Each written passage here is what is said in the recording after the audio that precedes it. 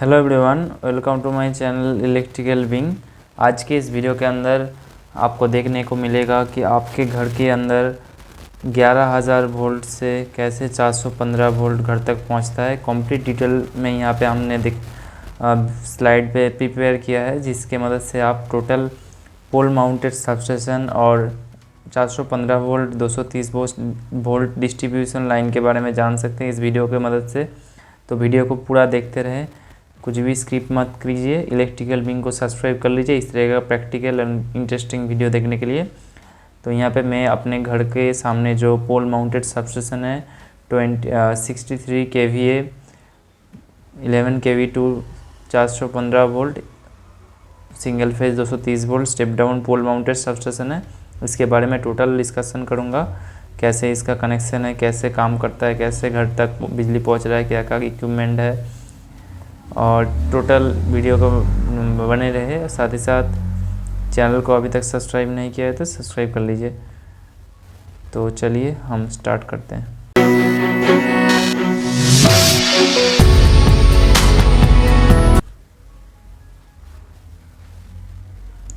ये सब चीज़ हम डिस्कस करेंगे अंत में। इसका SLD जो कि एक इंजीनियर को चाहिए होता है। तो अगर आप नॉर्मल एक यूज़र हैं तो भी आप इस वीडियो को पूरा देखिए, आपको पूरा फंडामेंटल क्लियर हो जाएगा कि कैसे काम करता है। तो सबसे पहले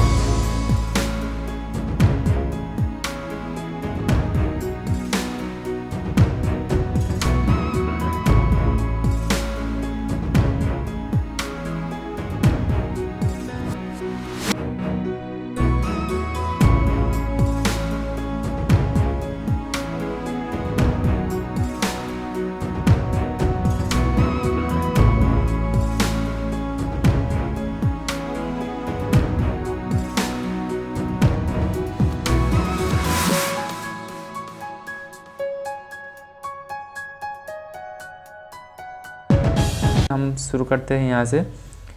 तो यहाँ पे हमारा जो मेन जो पावर आता है, जो काफ़ी लॉन्ग डिस्टेंस ट्रैवल करने के बाद यहाँ पे 11 kV लाइन वोल्टेज आता है। मतलब सपोज ये R फेज़ है, ये Y फेज़ है, इस दो फेज़ के बीच में आपका 11,000 वोल्ट वोल्टेज डिफरेंस होता है। तो यहाँ पे 11,000 वोल्ट का मतलब दो फेज़ के बीच में। अगर आप ग्राउंड से इसको देखें, ग्राउंड के साथ ये 6.5 kVA हो जाएगा। ये ग्राउंड है, तो इसके साथ अगर आप देखें तो यहाँ पे 6.5 kV यहाँ पे वोल्टेज होगा। तो एक एक इंसुलेटर के अक्रॉस में कितना वोल्टेज रहता है? 6.5 kV। Line voltage 11,000 volt. तो यहाँ पे वाई बी 3 फेज रहता है, क्योंकि 3 फेज सिस्टम है। 3 फेज सिस्टम में यहाँ पे पावर रिसीव होता है, जो sending 33 kV by 11 kV sub station से सेंड करता है स्टेप डाउन करके। इस तरीके से फर्दर यहाँ पे RYB 3 फेज पहुँचता है। और यहाँ पे देखिए इस तरीके से एक मेन लाइन जा रहा है, मेन लाइन से यहाँ पे टेपिंग लेके यहाँ पे नीचे दिया गया है। इस तरीके से लाइन में टेपिंग लेके लिया जाता है। तो 11 kV आ गया 3 फेज RYB। कुछ इस तरीके से आपको डिस्क इंसुलेटर दिखेगा, ये डिस्क इंसुलेटर है RYB। उसके बाद देखिए ये LT लाइन है। अभी ये केबल आ गया है, AB cable, AR bunch cable. इसके अंदर काफ़ी सारा कोड रहता है।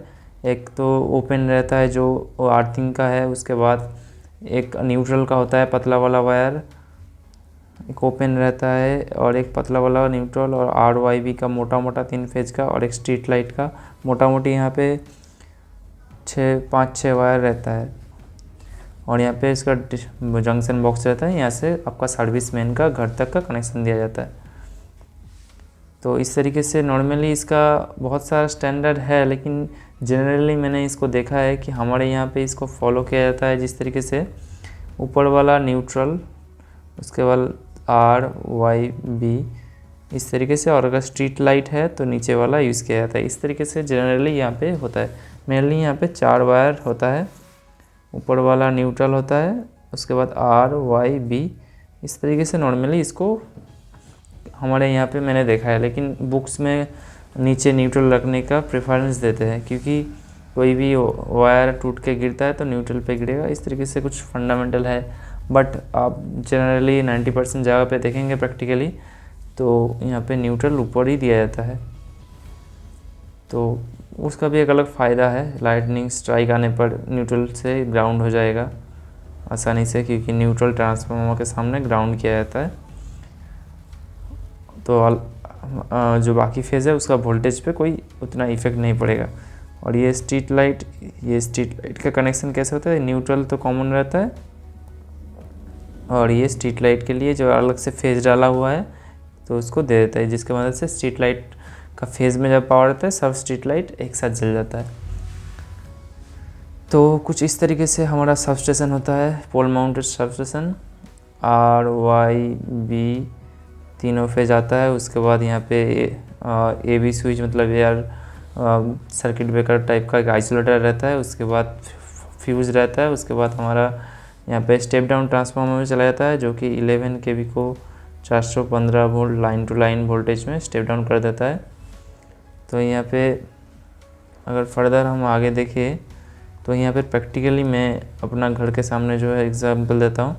देखिए यहाँ पे RY और यहाँ पे B इनपुट आया हुआ है। उसके बाद आने के बाद यहाँ पे AB स्विच है, जो कि इस हैंडल के मदद से नीचे तक गया हुआ है, जिससे ये ऑन ऑफ होता है। यहाँ पे एक हैंडल होता है जिससे इसको ऑपरेट किया जाता है। उसके बाद यहाँ पे AB स्विच है, AB स्विच में ऑन ऑफ होता है, फिर फर्दर इसको डिटेल में बताता हूँ। और उसके बाद फ्यूज़ है तीनों फेज़ का प्रोटेक्शन के लिए। और उसके बाद ट्रांसफार्मर है जो स्टेप डाउन कर रहा है, और इधर 415 वोल्ट और line voltage 415 volt, phase voltage 230 volt निकल रहा है, जो कि यहाँ पे एनर्जी मीटर पे घुसा है। एनर्जी मीटर पे आने के बाद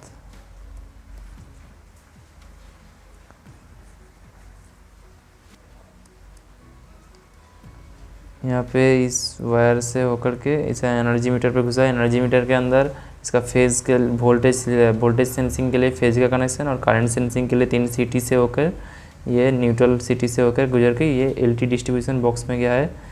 LT डिस्ट्रीब्यूशन बॉक्स में इसका प्रोटेक्शन MCB आइसोलेटर फ्यूज़ सब होके उसके बाद ये हमारा लाइन में सेंड किया गया है।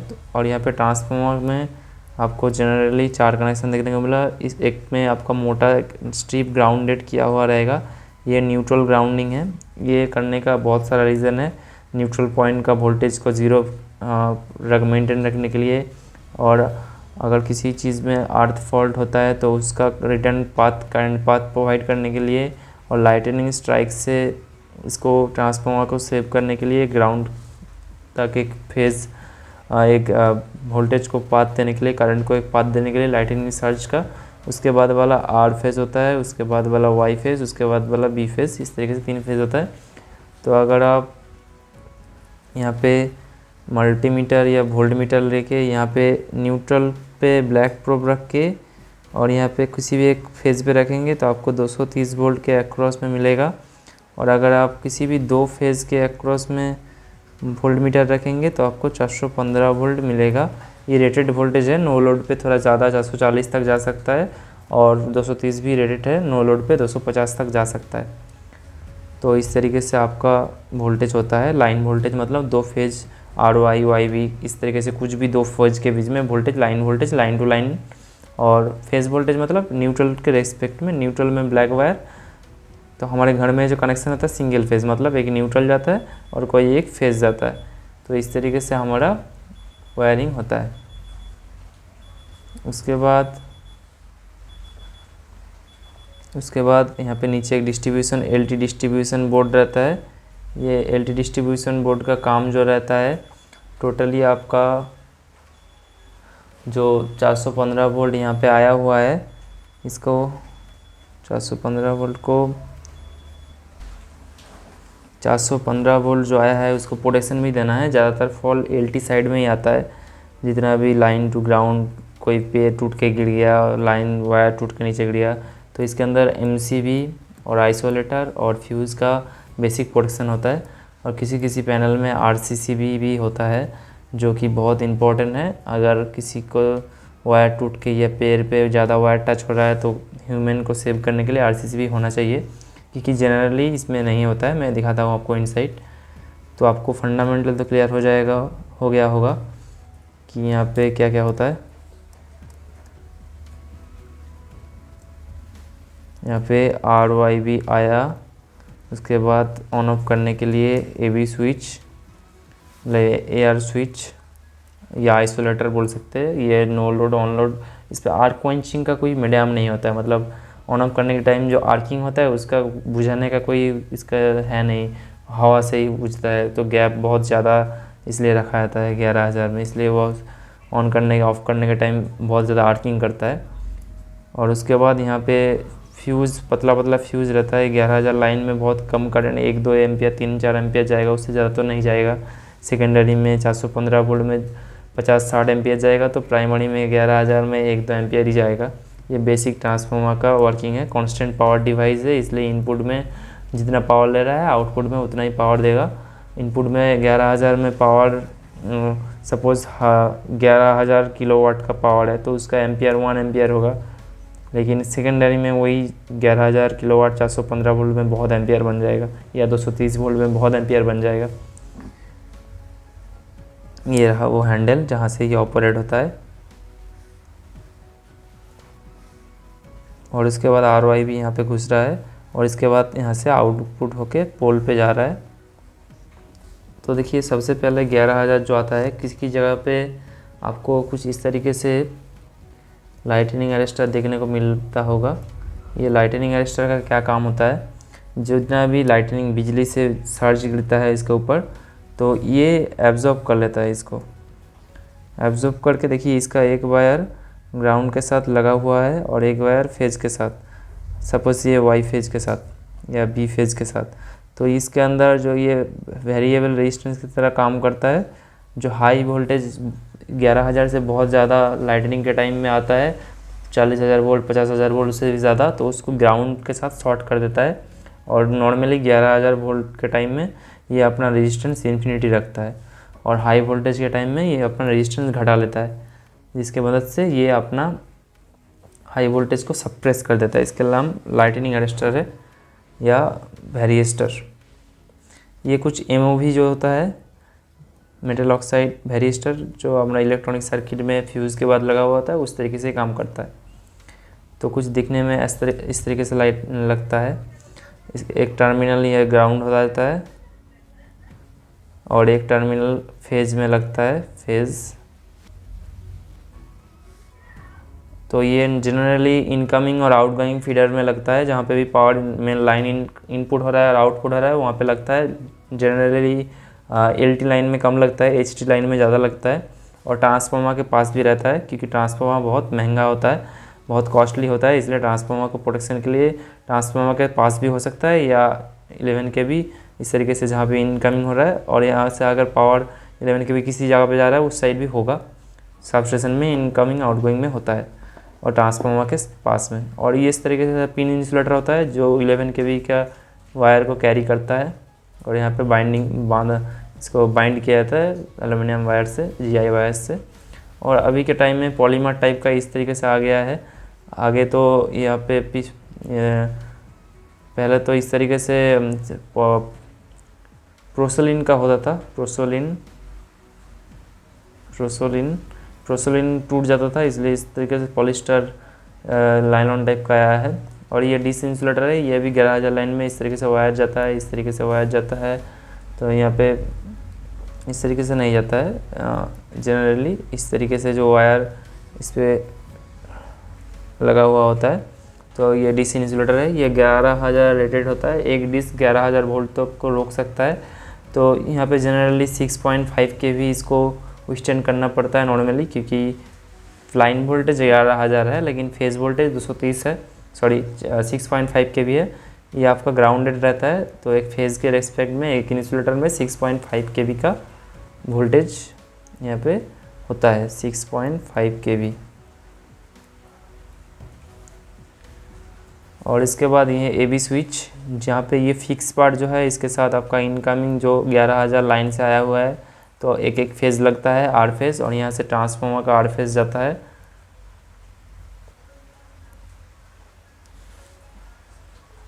और ये फ्यूज़ ये ट्रांसफार्मर की तरफ AB स्विच से जो फेज़ आता है, R फेज़ आया इधर से, और इधर से R फेज़ निकल रहा है, ट्रांसफार्मर में जा रहा है।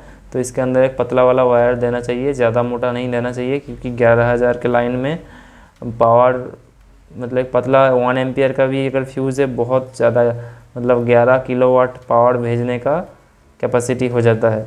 तो इस तरीके से आपका अगर 63 kVA का ट्रांसफार्मर है, तो 3 फेज से अगर 3 से डिवाइड कर दे तो मोटा मोटी एक 2 एम्पियर का फ्यूज़ होना चाहिए, उससे ज़्यादा नहीं होना चाहिए।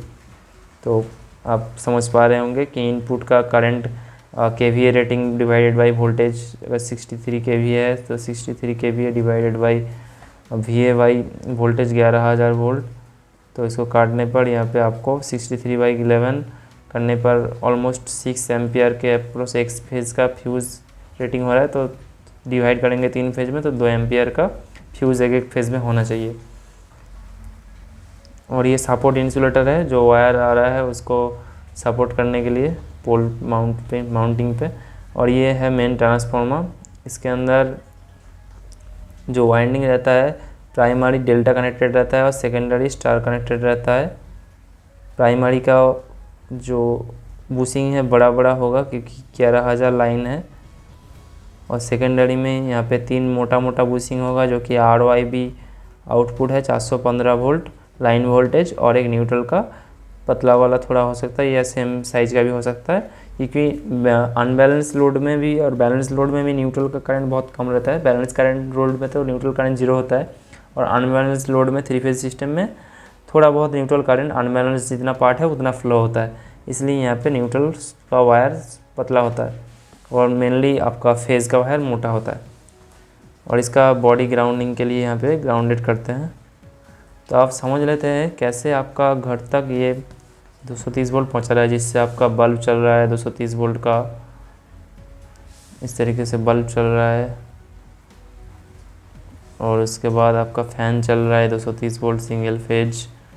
अभी के टाइम में तो BLDC फ़ैन आ गया है, जिसके अंदर एक 12 वोल्ट या 24 वोल्ट का SMPS रहता है, उसके बाद एक 3 फेज VFD रहता है। इसके मदद से आपका वोल्टेज कितना भी कम ज़्यादा हो स्पीड फिक्स रहता है, और TV भी इसके अंदर SMPS रहता है। ये AC/DC ये सब SMPS सर्किट सब में चल जाता है। और ये बोर्ड में भी आपको 230 वोल्ट यहाँ पे न्यूट्रल और यहाँ पे फेज़ मिलता है, और यहाँ पे अर्थिंग मिलता है स्विच देने पर यहाँ पे फेज़ एमसीबी से होकर वायरिंग कैसे होता है, ये फेज़ एमसीबी से होकर के निकल के स्विच में आता है, स्विच से यहाँ पे फेज़ में आता है। स्विच ऑन करने पर, एमसीबी ऑन करने पर यहाँ से पावर इस तरीके से यहाँ पे आ जाता है। तो इस तरीके से बोर्ड में भी आपका न्यूट्रल और फेज़ आ जाता है, और न्यूट्रल तो डायरेक्ट रहता है। तो कैसे अभी ये घर तक बिजली पहुंच रहा है, तो थोड़ा सा इसका जो एलटी डिस्ट्रीब्यूशन बोर्ड होता है उसको देख लेते हैं। तो इसके लिए मैं प्रॉपर कलर का यूज़ कर लेता हूं। तो देखिए आर फेज, यहाँ पे आर फेज के लिए यहाँ पे आर फेज जो ट्रांसफार्मर मीटर के बाद आया, आर फेज इन हो गया। उसके बाद वाई फेज के लिए वाई फेज ट्रांसफार्मर से वाई फेज इन हो गया। उसके बाद बी फेज का बी फेज इन हो गया। और क्योंकि न्यूट्रल कॉमन रहता है तो यहाँ पे न्यूट्रल वायर यहाँ पे कॉमन, यहाँ पे इनपुट और आउटपुट में कॉमन रहता है। न्यूट्रल वायर का कुछ ऑन ऑफ नहीं करते हैं, न्यूट्रल ऑलवेज डायरेक्ट रहता है इन जनरल। तो यहाँ पे देखिए एक एक पार्ट करके मैं बता रहा हूँ। आर फेज का पहले बताया, तो आर फेज ये आइसोलेटर हैंडल को घुमाने के बाद ऑन करने के बाद यहाँ पे आर फेज पहुँच जा रहा है। और उसके बाद वाई फेज भी, बी फेज भी, इस तरीके से बस बार में आर वाई और बी पहुँच जा रहा है। आर वाई बी पहुँचने के बाद यहाँ पे एक एम सी बी होता है या एम सी सी बी बोल सकते हैं। इसके अंदर एम सी बी या एम सी सी बी बोल सकते हैं। इसके अंदर करंट 150 एम्पियर का मैंने देखा है, हमारे यहाँ पे लगा है, जो कि वहाँ पे ट्रिप ऑन और ऑफ का कंडीशन रहता है। अगर कुछ फॉल्ट हुआ है तो ट्रिप कंडीशन में रह जाता है, अगर नॉर्मली किसी ने ऑफ किया है तो नीचे चला जाता है। इन जनरल आप इसको एमसीबी बोल सकते हैं, लेकिन ये एमसीसीबी होता है, मॉड्यूल केस सर्किट ब्रेकर। और उसके बाद यहाँ पे एक फ्यूज़ टाइप का एक लिंक रहता है, तो इसको ओपन क्लोज करके इस पार्ट को डीएक्टिवेट किया जा सकता है। यहाँ पे एक्चुअली कार्टेज फ्यूज़ लगाने का जो एचआरसी फ्यूज़ है उसका जगह है, तो यहाँ पे फ्यूज़ के जगह पे लिंक लगा हुआ है, लेकिन यहाँ पे फ्यूज़ लगाने के लिए है जो यहाँ पे लगा हुआ है। तो वहाँ पे अभी खाली है, तो इसलिए लिंक डायरेक्ट लगा दिया है। तो यहाँ पे भी इस तरीके से एचआरसी फ्यूज़ हर एक पार्ट में लगना चाहिए। मेन पार्ट में ज़्यादा एम्पियर रेटिंग का होना चाहिए, और सब पार्ट में थोड़ा कम एम्पियर का, यहाँ पे भी एचआरसी फ्यूज़ होना चाहिए। इसको एचआरसी फ्यूज़ बोलते हैं, हाई रैप्चरिंग करंट फ्यूज़।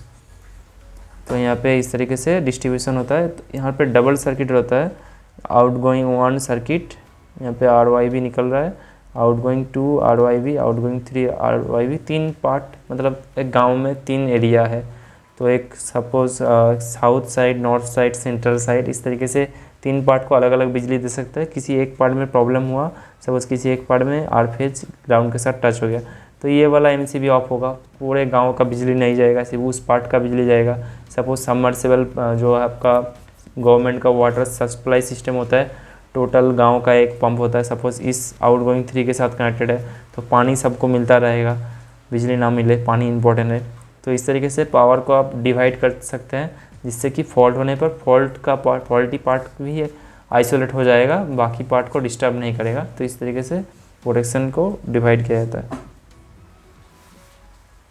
उसके बाद घर तक आपका बिजली पोल पे आ जाता है, पोल से ऊपर न्यूट्रल से लेते हैं, न्यूट्रल से लेने के बाद एनर्जी मीटर से होके यहाँ पे न्यूट्रल यहाँ पे आ जाता है, न्यूट्रल यहाँ पे आ जाता है। और फेज़, यहाँ पे phase, R phase, Y phase, B phase, किसी भी एक फेज से लेकर के यहाँ से आ जाता है।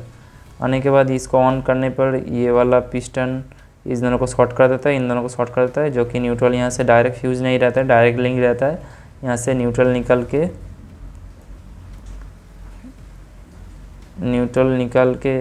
के यहाँ से घर के बोर्ड में चला जाता है न्यूट्रल, और यहाँ से फेज़ निकल के पतला वाला फ्यूज़ यहाँ पे घर के लोड के अकॉर्डिंग देख के यहाँ पे फेज़, आर फेज़ या कुछ भी फेज़ चला जाता है आगे। इसको ऑन करने पर घर के पावर चला जाता है, इसको मेन स्विच बोला जाता है घर का।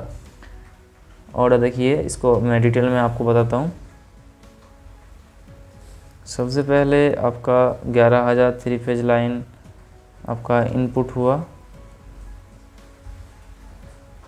उसके बाद यहाँ पे आइसोलेटर, लाइटनिंग अरेस्टर्स प्रोटेक्शन हो गया, फ्यूज़ प्रोटेक्शन हो गया। उसके बाद ट्रांसफार्मर गया जहाँ 11,000 से 415 वोल्ट लाइन वोल्टेज में स्टेप डाउन कर रहा है और फेज वोल्टेज 230। इसको पोल माउंटेड सबस्टेशन बोला जाता है क्योंकि ये पोल के ऊपर माउंटेड है टोटली। उसके बाद यहाँ distribution line, LT distribution line, ROIV, neutral, इस तरीके से 4 वायर में डिस्ट्रीब्यूट होता है, जिसके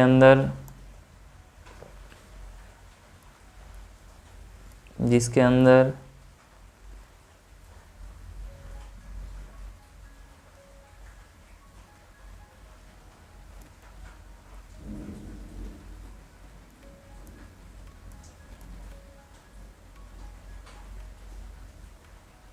यहाँ पे आरओआईवी देखिए हर घर में सिंगल फेज है, सप्लाई है, तो यहाँ पे न्यूट्रल सबको मिल रहा है, न्यूट्रल कॉमन है और अलग अलग फेज अलग अलग घर में जाता है, जिससे कि लोड बैलेंस बना रहे हर फेज में, किसी एक फेज में ओवरलोडिंग ना हो। तो कभी कभी होता है आपके घर में बिजली है, आपके बाजू वाले घर में बिजली नहीं है, तो क्या है उनका वाई फेज से कनेक्शन है, इसलिए उनके घर में बिजली नहीं है, आपके घर में आर फेज से कनेक्शन है, आपके घर में बिजली है। ऐसा होता है क्योंकि 3 फेज में डिवाइडेड है। तो 3 फेज मोटर जो होता है उसके लिए 3 फेज बहुत इंपॉर्टेंट हो जाता है उस 3 फेज मोटर को चलने के लिए। जैसे फैक्ट्री में 3 फेज मोटर होता है या बड़ा कोई वाटर पंप है, तो यहाँ पे 3 फेज सप्लाई ज़्यादा पावर रेटिंग कंज्यूमर के लिए, डोमेस्टिक कंज्यूमर हम लोग हैं, यहाँ हमारे सिंगल फेज काफ़ी है। और जो इंडस्ट्रियल कंज्यूमर है उनके लिए 3 फेज मोटर चलाने के लिए, यहाँ पे बड़ा बड़ा लोड चलाने के लिए 3 फेज कनेक्शन डायरेक्ट ले लेते हैं, न्यूट्रल आरओआईवी सब लेते हैं। जहाँ पे 3 फेज लोड वो लोग चलाते हैं और सिंगल फेज वही लोड चलाते हैं। सिंगल फेज लोड में न्यूट्रल मस्ट है और 3 फेज लोड में न्यूट्रल आरओआईवी सब चाहिए। तो इस तरीके से आपको total SLD, total block diagram हमारा 11,000 से 230 वोल्ट कैसे डिस्ट्रीब्यूट हो रहा है आपको थोड़ा आइडिया लग गया होगा। अब नेक्स्ट पार्ट में जाते हैं, थोड़ा टेक्निकलिटी के अंदर घुसते हैं। सबसे पहले 11,000 वोल्ट अंदर घुसा, ये थोड़ा इंजीनियर लोगों के लिए है, थोड़ा नॉर्मल लोगों को समझ में नहीं भी आ सकता है, उसके लिए सॉरी। तो जो लोग भी डिप्लोमा इलेक्ट्रिकल इंजीनियर है या आईटीआई किए हुए हैं, आईटीआई टेक्नीशियन है, तो उन लोगों को भी काफ़ी हेल्पफुल होगा। देखिए सबसे पहले 11,000 का लाइन जितना भी है यहाँ पे इनपुट हुआ। इनपुट होने के बाद यहाँ पे डेल्टा कनेक्टेड रहता है प्राइमरी, जहाँ पे 3 वाइंडिंग कुछ इस फैशन में डेल्टा फैशन में कनेक्टेड रहता है। उसके बाद तीनों का 3 इंडिविजुअल कोर रहता है। कोर के बाद यहाँ पे सेकेंडरी स्टार कनेक्टेड रहता है, क्योंकि सेकेंडरी हमें सिंगल फेज लोड भी चलाना है, न्यूट्रल रिक्वायरमेंट है, इसलिए स्टार कनेक्टेड यूज़ करते हैं। और डेल्टा कनेक्शन प्राइमरी में यूज़ करते हैं। स्टार कनेक्शन से ज़्यादा अच्छा होता है, लेकिन यहाँ पे न्यूट्रल ग्राउंडिंग का एक अलग झंझट हो जाएगा। 11 के भी साइड में बहुत प्रॉब्लम चीज़ है वो, न्यूट्रल ग्राउंडिंग बहुत ही हेडेक चीज़ है, उसको प्रॉपर मेंटेन रखना पड़ता है, इसलिए यहाँ पे डेल्टा कनेक्शन प्रेफर किया गया है। नहीं तो स्टार कनेक्शन में और भी कम वाइंडिंग में वोल्टेज का स्टेप डाउन हो जाता है, √3 टाइम यहाँ पे ज़्यादा कम वाइंडिंग में हो जाता। उसके बाद सेकेंडरी में यहाँ पे जो कॉमन पॉइंट है वहाँ से स्टार कनेक्शन का न्यूट्रल का 0 वोल्ट पॉइंट निकल रहा है। उसके बाद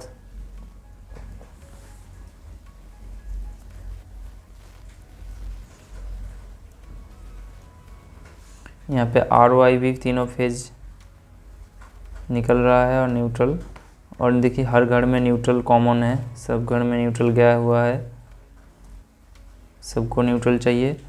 और फेज़ के लिए यहाँ पे किसी भी एक फेज़ से कनेक्शन लिया गया है।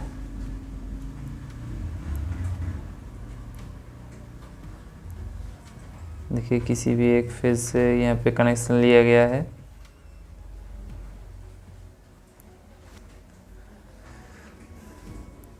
सपोज़ यहाँ पे आर फेज़ से कोई कनेक्शन लिया है, तो देखिए आर फेज़ का कनेक्शन इस तरीके से लिया हुआ है। तो इस तरीके से एक एक फेज़ लिया है।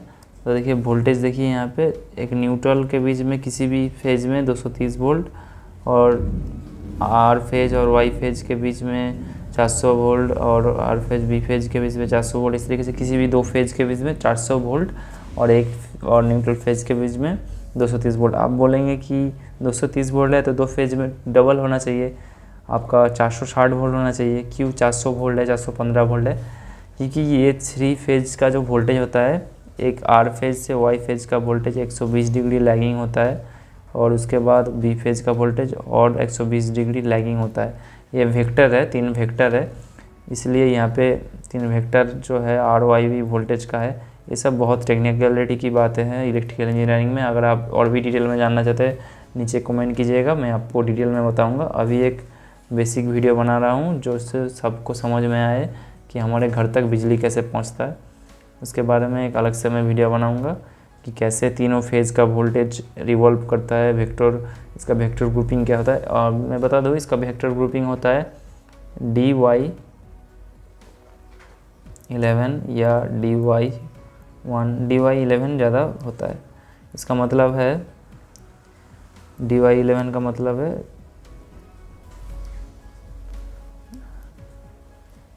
DY011।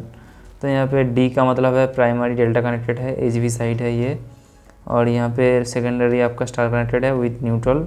और 11 मतलब प्राइमरी से सेकेंडरी का phase, R phase to R phase या किसी भी फेज़ टू फेज़ डिले या लीडिंग 30 डिग्री है। तो इस तरीके से फैक्ट्री तक भी आर वाई बी न्यूट्रल पहुँच गया। अभी मेन चीज़ SLD के बारे में देख लेते हैं। ये SLD से आपको टोटल अभी तक जो बताया मैं क्लियर हो जाएगा। देखिए सबसे पहले 11,000 लाइन अंदर घुसा, 11 kV। उसके बाद लाइटनिंग अरेस्टर लगा के ग्राउंड के साथ प्रोटेक्शन प्रोवाइड कर रहे हैं।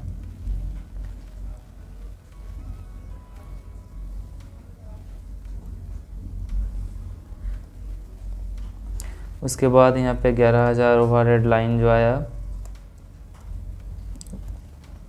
फ्यूज़ सबसे पहले फ्यूज़ एक्चुअली नहीं होता है क्योंकि यहाँ पे फ्यूज़ थोड़ा सर्किट डायग्राम यहाँ पे ऊपर नीचे दिया है। आइसोलेटर पहले होता है, उसके बाद फ्यूज़ होता है। क्योंकि फ्यूज़ चेंज करना है तो कैसे करेंगे, मेन सबस्टेशन से पावर ऑफ करेंगे, सिंपली आइसोलेटर ऑफ करके चेंज करेंगे। तो इसलिए आइसोलेटर पहले होता है जो कि मैंने पहले ही दिखाया था। उसके बाद फ्यूज़ होता है। उसके बाद 3 फेज लाइन, यहाँ पे ये SLD है इसलिए बता रहा है 3 फेज लाइन है। उसके बाद ये डेल्टा स्टार ट्रांसफार्मर में घुसने के बाद यहाँ पे 4 लाइन निकल रहा है यहाँ पे न्यूट्रल के साथ। और इसके बाद ऑयल सर्किट वगैरह अभी यूज़ नहीं होता है, अभी नॉर्मली आइसोलेटर, नॉर्मल MCC भी यूज़ होता है, MC भी यूज़ होता है। उसके बाद 415 वोल्ट जो है 3 फेज कंज्यूमर और 230 वोल्ट नॉर्मल कंज्यूमर पोल माउंटेड सबस्टेशन, इसको टोटल SLD इसको बोला जाता है। इस तरीके से काम करता है, बहुत सिंपल है और कुछ है नहीं। तो आई होप इस वीडियो की मदद से आपको थोड़ा कॉन्सेप्ट क्लियर हो गया होगा कि 11,000 वोल्ट से कैसे 415 वोल्ट 230 वोल्ट आपके घर तक पहुंचता है। अगर आपको ये वीडियो अच्छा लगा तो चैनल को सब्सक्राइब कीजिए, साथ ही साथ वीडियो को लाइक कीजिए। इलेक्ट्रिकल विंग में इस तरीके का और भी इंटरेस्टिंग वीडियो देखने के लिए चलिए मिलते हैं अगले वीडियो में। हरे कृष्णा, जय हिंद, वंदे मातरम।